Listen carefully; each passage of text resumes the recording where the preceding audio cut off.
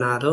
దయచేసి ఈరోజు అనేక మంది సమస్యలతోనూ, రోగాలతోనూ, ఆర్థికంగా ఇబ్బందుల చేత, వ్యాపార సమస్యల చేత, చదువుకొని నిరుద్యోగాలతో బాధపడుతున్నారు.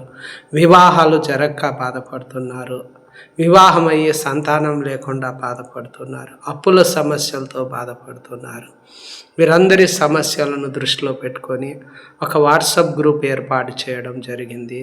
ఇదివరకే అది గత 20 రోజుల నుండి వాట్సాప్ గ్రూపులో సంఘానికి వస్తున్నటువంటి విశ్వాసులు, మాకు తెలిసిన వారు ఆ గ్రూపులో జాయిన్ అయ్యి అనేక మేలులు అనుభవిస్తున్నారు. వారి విశ్వాసాన్ని బట్టి దేవుడు కనికరించి కృప చూపి వారి జీవితాల్లో అద్భుతాలు, గొప్ప కార్యాలు జరిగిస్తూ ఉన్నాడు. అనేక మేలులు పొందుకుంటున్నారు. ఇది కొద్దిమంది వరకే కాకుండా యూట్యూబ్లోను, ఫేస్బుక్, ఇన్స్టాగ్రామ్ చేర్చారు అనేక మంది వీడియోలు చూస్తున్నారు. వారందరూ కూడా ఈ గ్రూపులోకి జాయిన్ కావాలని, కొద్దిమందికే కాకుండా వారు కూడా దేవుడిచ్చే ఆ మేలులు పొందుకోవాలని, స్వస్థత పొందుకోవాలని, విడుదల పొందుకోవాలని, దేవుడు వారి జీవితాల్లో గొప్ప కార్యాలు చేయాలన్న ఒక ఉద్దేశంతోనే ఈ గ్రూపు మీ కొరకే ఏర్పాటు చేయడం జరిగింది. దయచేసి చూస్తున్నటువంటి వారందరూ కూడా దయచేసి దేవుడు నీకు, నాకు, మనకందరికి ఇచ్చిన ఈ గొప్ప అవకాశం ఏమిటి అంటే, 2, 3 నా నామమున ఎక్కడ కూడి ఉందరో అక్కడ నేను వారి మధ్యలో ఉంటును. మీలో 2 తాము వేడుకొని దేని గూర్చైనను భూమి మీద ఏకీభవిస్తే అది పరలోక తండ్రి వలన వారికి దొరుకుతుంది. స్వస్థత పొందినట్లు ఒకరి కొరకు ఒకరు ప్రార్థన చేసుకోండి.